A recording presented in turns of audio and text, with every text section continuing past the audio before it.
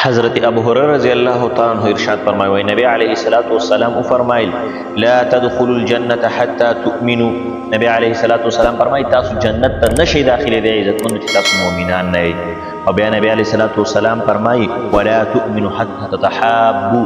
او تاسو مؤمنان نشئ کېدای تر څو کم وخت پورې تاسو په خپل منځ کې یو بل سره محبت ونه کوئ، د یو بل سره مینه ونه کوئ. او نبی علیه الصلاۃ والسلام فرمایي اولا ادلکم علی شیء اذا فعلتموه تتحاببتم. وی آیا زه تاسو ته هغه عمل ونه ښیم د کوم عمل په وجه باندې چې تاسو هغه عمل کوئ د هغه عمل په وجه به ستاسو په خپل منځ کې محبت سیوا شي، ستاسو په خپل منځ کې به مینه سیوا شي. عزتمندو نبی علیه السلام په دې حدیث کې درې خبرې وکړې. اول دا چې تاسو جنت ته نشئ داخلېدلی تر څو چې تاسو مؤمنان نه یې. او نبی علیه الصلاۃ والسلام فرمایي چې تاسو مؤمنان نشئ کېدلی تر څو پورې چې تاسو مسلمانان په خپل منځ کې مینه محبت ونه کوئ. او بیا نبی علیه الصلاۃ والسلام فرمایي چې زه تاسو ته هغه عمل ونه ښیم د کوم عمل په وجه به چې ستاسو په خپل منځ کې محبت سیوا کېږي، مینه به سیوا کېږي، ورورولي به قایم وي. نبی علیه الصلاۃ والسلام فرمایي افشوا السلام بینکم. په خپل منځ کې سلام عام کوئ، په خپلو وروڼو مسلمانانو باندې سلام کوئ. دا به چې کوم دی ستاسو ورورولي او مینه محبت هغه قایم ساتي.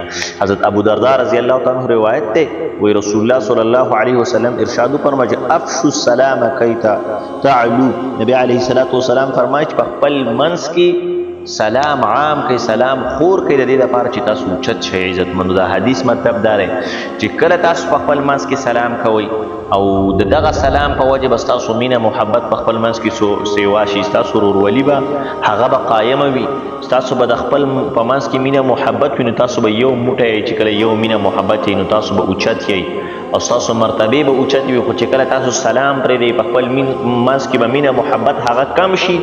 چې کله مینه محبت کم شي نو تاسو به چې کم دی ډلې ډلې شئ او جدا جدا به شئ او ستاسو هغه مسلمانانو چې کم زور او طاقت او قوت او درجه ده هغه به کمه شي. عزتمندو نن سبا اکثر خلک چې کم دی هغه یو بل ته سلام نه کوي.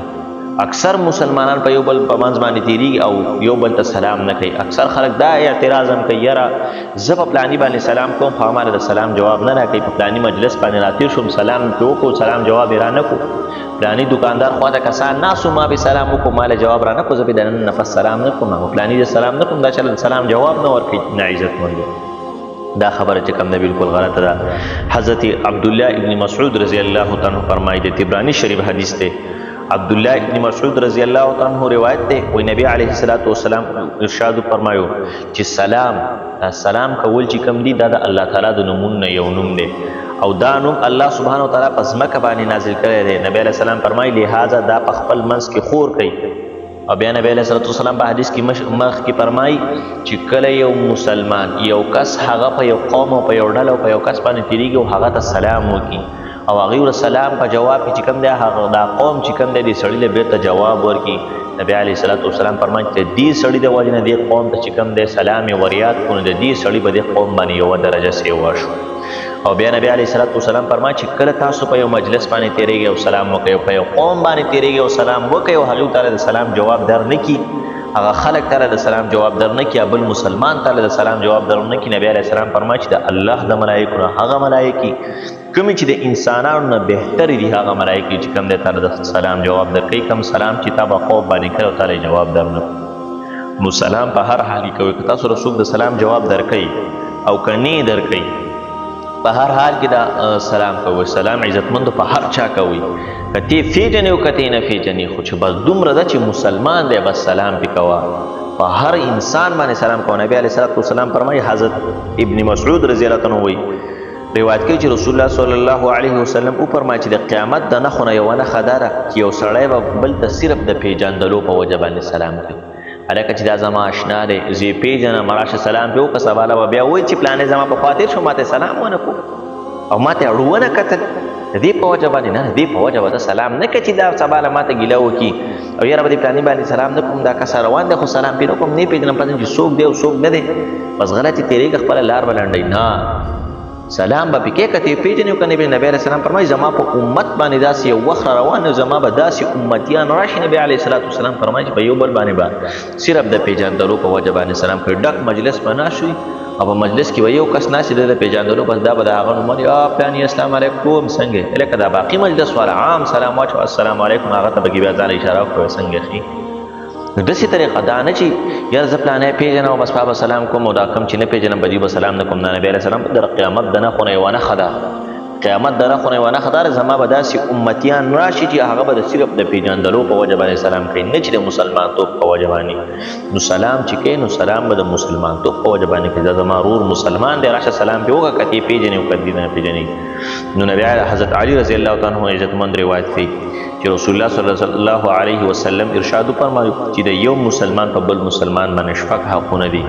یو هغه ته دا چې سلام ورته کوي، چې ته به مسلمان ته سلام کې هغه تعالی راشي ته به ورته سلام کې، که هغه په تا باندې په سلام کې رامخکې شو نو ته به د هغه د سلام جواب عزت. نبی علیه الصلاة والسلام عادت مبارکه دا چې هغه به همیشه په خلکو باندې ور وړاندې کېدو په سلام کې. نبی علیه الصلاة والسلام به ماشومانو ته هم سلام کوو، همزولو ته به هم سلام کوو، مشرانو ته به هم سلام کوو، هر چا ته به چې کوم دی نبی علیه الصلاة والسلام سلام کوو. ماشومانو ته هم سلام کوئ، دا چې ته غټ یو ته ماشوم ته سلام وکړي نو ماشوم به چې کوم دی ستانه یو سبق وایي چې څومره غټ سړی دی ما ته سلام وکړو، هم بیا سبا له سلام ده. دا نه چې ماشوم به ما ته سلام کوي. سلام ادبو کې عزتمندو دا دي چې قوي او په کمزوري باندې سلام کوي. ته په سورلۍ کې روان وي بل کس په عامه لار روان، دا مو چې ته په لار روان وي زه به ګاډۍ کې ما ته سلام ورکوم، نه ته په سورلۍ کې ته د هغه نه قوي ته به ورته سلام، ته په غاټه سورلۍ هغه په کچۍ سورلۍ ته به ورته سلام کوې، ته روان وي او هغه ناست ته به ورته سلام کوې.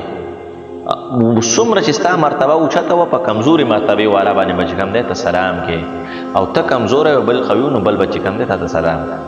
او ته به هغې سلام وکړه، تا ورله سلام وکړو تا پې سلام واچو نو هم بده خبره نه ده، خو ښه خبره دا ده چې قوي به چې کوم دی هغه به په کمزوري باندې سلام اچوي. عزتمندو نو سلام په هر حال کې کوو، که تعالی څوک جواب درکوي او که نه درکوي د الله سبحانه وتعالی هغه بهترین ملائک به تعالی د سلام جواب درکوي. کومې ملائکې چې د انسانانو نه غوره دي نبي علیه السلام فرمایي چې هغه فرشتې به تعالی د دې سلام جواب درکوي.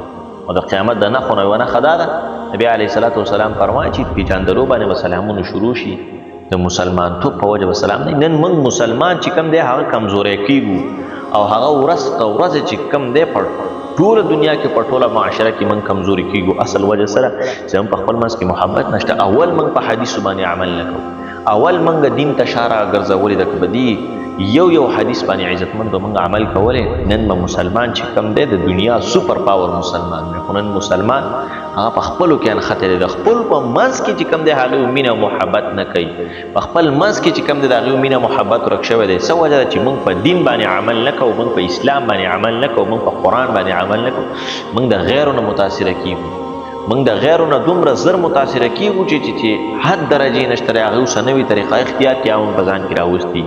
څنګه چې موږ د غیرو نه متاثره کېدی او د هغې طریقې چې څنګه دی موږ او د هغې سنت موږ څنګه اپناوو د غیرو که داسې موږ د پیغمبر علیه السلام او د صحابو سنت اختیارولی او د صحابو په طریقه باندې چې کوم د خپله زندګي تېرولی د نبي علیه الصلاة والسلام په سنتو باندې د الله سبحانه وتعالی په احکاماتو خپله زندګي تېرولی چېرته به نن دا مسلمان دومره کمزوری شوی او ذلیله شوی نه وی.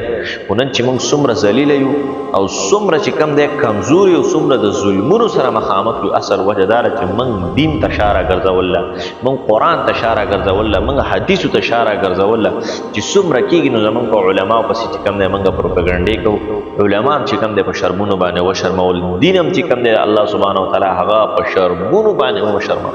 نن چې عزتمندو زه درته ووایم مسلمانانو او خاص کر موږ پښتنو چې دین څومره وشرماو، په دین پسې موږ څومره ملنډې وکړې، والله چې د پاکستان د ازادۍ نه مخکې پیرنګي هم دا دین دومره نه و شرمولی او پیرنګي چې کوم دی هم د دین دومره سپکوالی نه و کلی. څومره چې نن موږ مسلمان په خپله باندې د دین څومره سپکوالی د الله تعالی احکامات چې کوم دی موږ د خپو نه لاندې کړل، د نبي علیه الصلاة والسلام په حدیث او سنت چې کوم دی موږ د خپو نه لاندې کړلي، د علماو قدر چې کوم دی هغه په موږ کې نشته دی، د دین د یوې بلې ډلې چې کوم دی هغه قدر او عزت زموږ په نظر کې نشته دی. اصل وجه دا ده چې څومره غیر په موږ کې رانوځي، څومره منکرین حدیث رانوځي، څومره چې کوم دی په دین پسې ملنډه کوونکي رانوځي، موږ په هغې پسې ورپسې کېږو، په هغه پسې روان.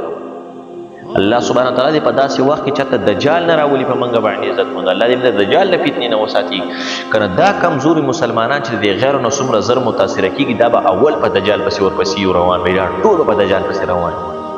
عزتمندو مسلمانان به ولې په دجال پسې ورپسې کېږي؟ دا چې د هغه نه به متاثره شي، د هغه د هغه طور طریقو د ډول او سینګار او د هغه د هغه فتنو نه به چې کوم دی هغه متاثره شي. نن معمولي فتنو کې چې کوم دی مسلمان کم حد ته ورسېدو او کم حد درجه ته نن مسلمان ورسید د پیغمبر هغه سنت او د پیغمبر هغه اخلاق او د پیغمبر هغه رویه د صحابه او د معاشري د تیرولو هغه زندگی یا طریقه هغه ارس منګ نن د خونه لاندې کلو پیمال هم او د غیر نه متاثر او د غیر په طریقو باندې جو الله سبحانه و تعالی دې موږ تاسو ته د سنت باندې او د خپل احکامات باندې د زندگی تیرولو توفیق راکړي وصلی الله تعالی علی خیر خلقه محمد و آله و صحبه اجمعین برحمتک یا ارحم الراحمین.